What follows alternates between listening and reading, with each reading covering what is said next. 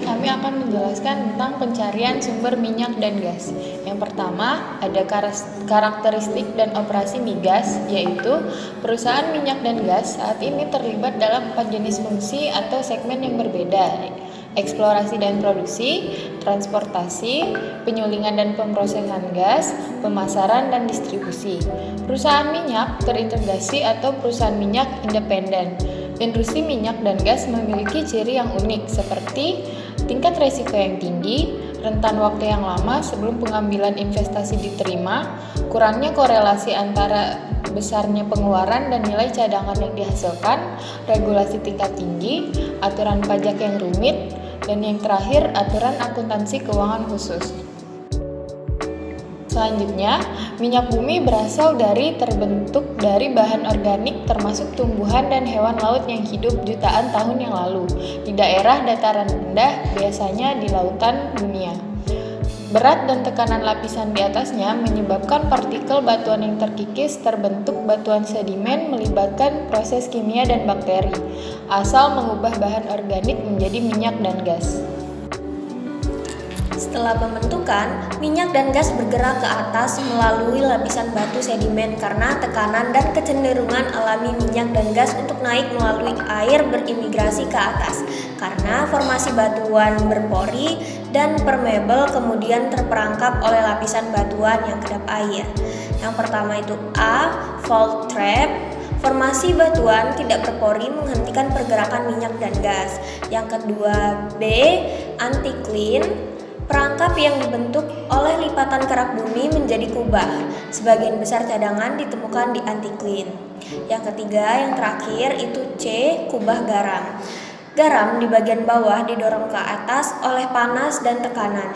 Lapisan batuan retak dan terperangkap minyak dan gas. Selanjutnya itu metode eksplorasi dan prosedur, menerapkan teknik geologi dan fisika (GNG) untuk mengidentifikasi daerah yang mengandung cadangan minyak bumi.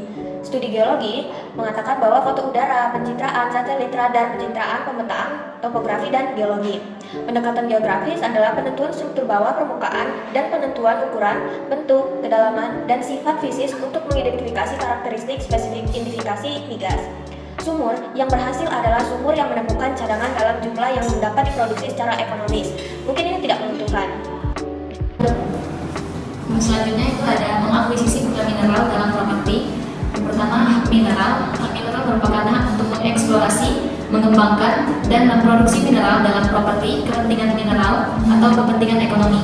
Yang kedua, kepentingan mineral. Kepentingan mineral merupakan suatu kepentingan ekonomi atau kepemilikan mineral di suatu tempat, di mana di kepentingan mineral ini memberikan pemilik hak untuk bagian dari mineral yang dihasilkan, baik dalam bentuk barang atau hasil dari penjualan mineral. Yang ketiga ada bunga royalti. Bunga royalti yang sendiri menerima bagian tertentu dari mineral yang dihasilkan, kemudian bebas dari biaya eksplorasi, pengembangan atau pengoperasian properti yang dibuat dengan sewa. Selanjutnya ada kepentingan kerja atau WI, di mana di kepentingan kerja ini dibuat melalui leasing dan bertanggung jawab atas eksplorasi, pengembangan dan pengoperasian properti. Yang selanjutnya ada pemilik working interest, membayar semua biaya eksplorasi, di mana ini sebesar 100%, pengeboran, pengembangan dan produksi properti. Bagian pendapatan dari pemilik working interest sendiri adalah jumlah yang tersisa setelah dikurangi bagian yang diakuisisi dan non-working interest lainnya. Selanjutnya untuk mengesampingkan kepentingan kerja itu ada non-working interest yang diciptakan dari working interest tadi, di mana bagian pendapatan dari orang ini adalah presentasi yang dinyatakan dari bagian pendapatan milik interest tadi yang telah dibuat. Selanjutnya itu ada minat perencanaan produksi. Minat perencanaan produksi merupakan minat non kerja yang dibuat dari minat kerja dan mirip dengan ORI atau kecuali PPI terbatas pada jumlah tertentu minyak atau gas, uang atau waktu, setelah itu kembali ke bunga di mana ia dibuat dan tidak ada lagi. Selanjutnya ada bunga laba bersih atau net profit interest, di mana net profit interest ini merupakan kepentingan non kerja dibuat di properti darat, biasanya dari kepentingan kerja.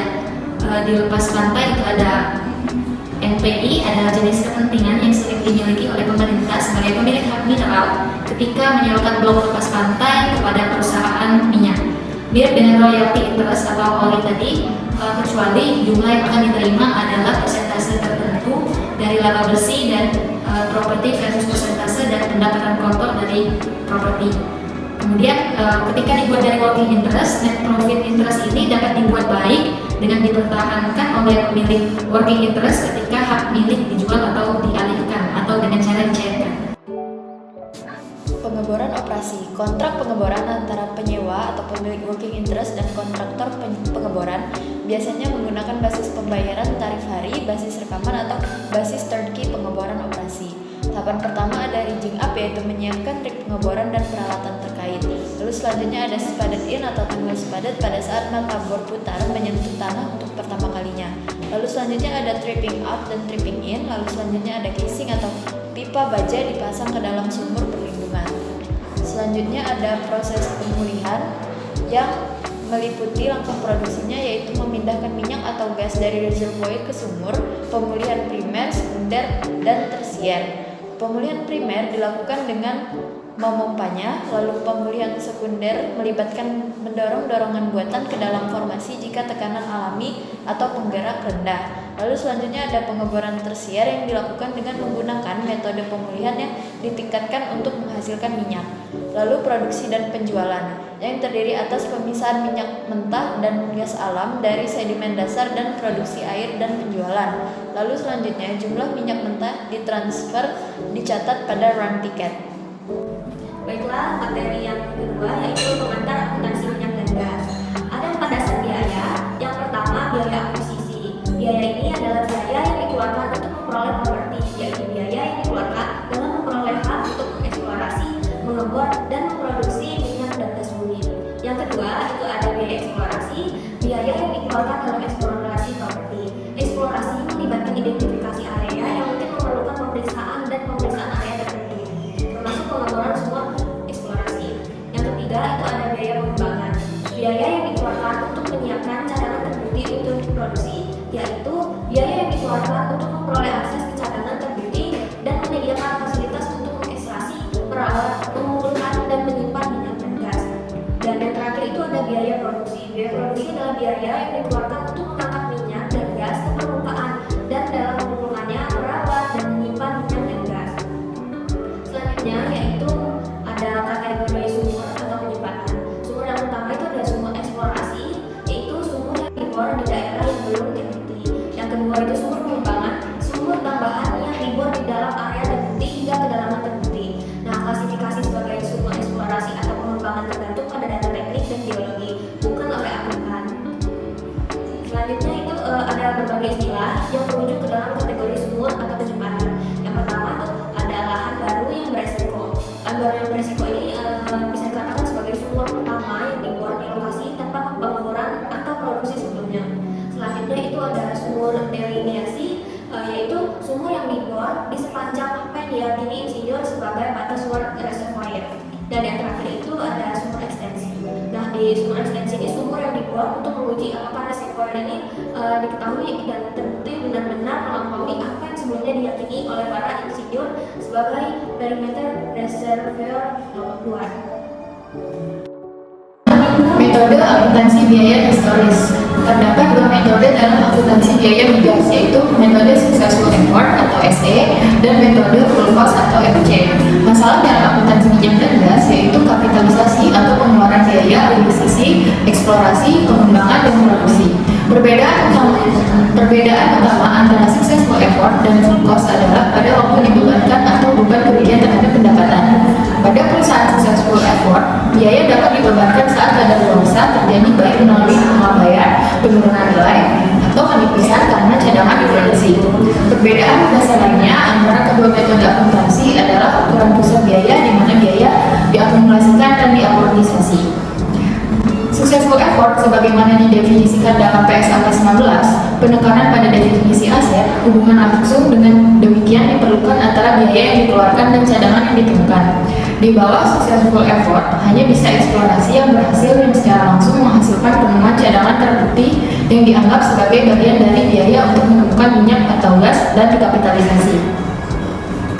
Selanjutnya, perkembangan akuntansi historis dan status terkini. 1969, ARS 11 dirilis oleh AICPA mendukung metode successful effort. APB tidak mengeluarkan pernyataan apapun mengenai masalah minyak yang kompleks dan sensitif. Sebelum PSAK 19 pada tahun 1977, baik metode successful effort dan full cost diterapkan. Pada tahun 1975, Kongres mengesahkan Undang-Undang Energi dan Konservasi Federal sebagai tanggapan terhadap embargo energi. SEC dan FASB memulai proyek akuntansi dan pelaporan minyak dan gas dan mengeluarkan PSAK 19 yang mengatur metode successful effort. Pada tahun 1978, SEC mengeluarkan rilis bahwa perusahaan dapat menerapkan full cost menurut Accounting Sales Release atau ASR 258 atau successful effort menurut ASR 257 sampai rilis baru dikeluarkan. Februari 1979, FASB mengeluarkan PSAK nomor 25 yang pada dasarnya menangguhkan persyaratan PSAK nomor 19 akuntansi successful effort.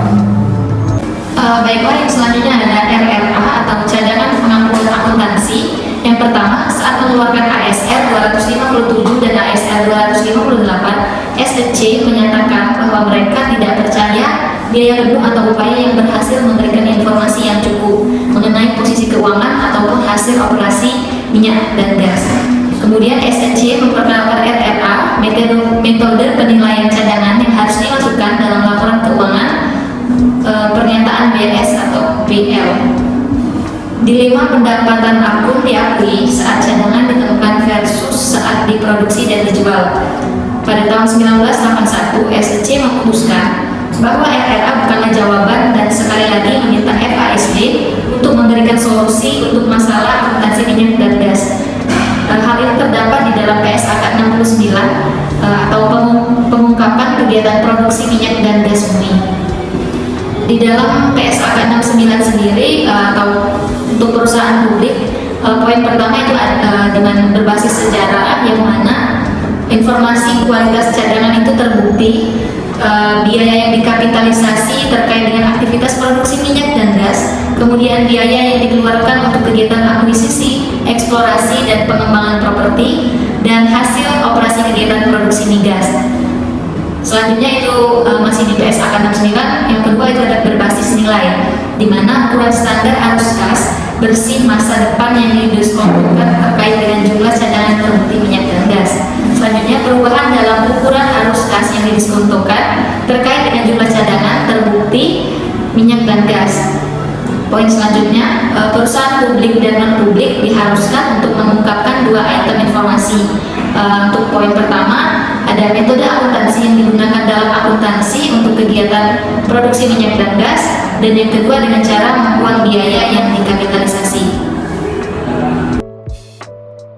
Akuntansi SE atau successful effort. Yang pertama ada akuisisi, di mana biaya perolehan itu dikapitalisasi sebagai properti yang belum terbukti sampai cadangan terbukti ditemukan atau sampai properti tersebut ditinggalkan atau mengalami penurunan nilai.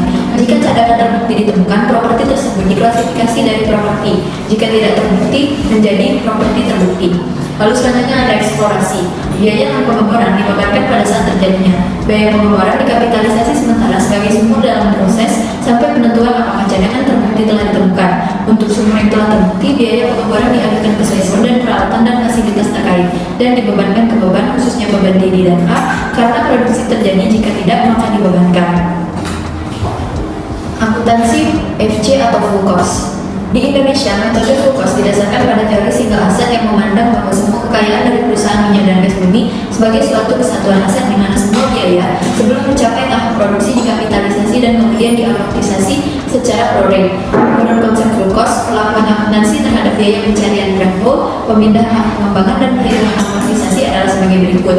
Yang pertama, biaya pencarian threshold, biaya pengeboran sumur threshold merupakan bagian dari biaya perolehan seluruh cadangan yang dimiliki oleh perusahaan di suatu negara harus dikapitalisasi. Pemindahan hak penambangan, meskipun hasil penjualan hak penambangan suatu lokasi berbeda dengan harga perolehannya, keuntungan atau kerugian merupakan bagian tidak terpisahkan dari total aset. Keuntungan diakui bila mana hasil penjualan lokasi melebihi nilai total aset, dan kerugian baru diakui kalau hasil penjualan total aset lebih kecil daripada biaya perolehannya. Perhitungan amortisasi dari biaya cadangan tidak dihitung per kekayaan tapi per negara.